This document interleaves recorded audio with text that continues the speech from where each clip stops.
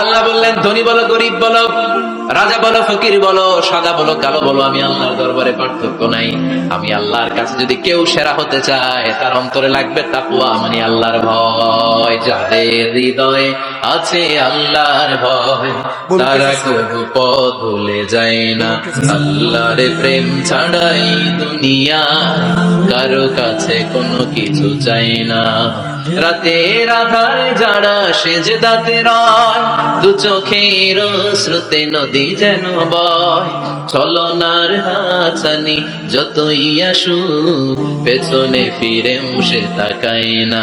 যাদের হৃদয়ে আছে আল্লাহর ভয়, তারা কবু পথ ভুলে যায় না। ঠিক কি না? এজন্য আল্লাহর ভয়, তাকওয়াল্লাহ, আল্লাহর ভয় যদি অন্তরে থাকে, সেই আল্লাহর কাছে সেরা।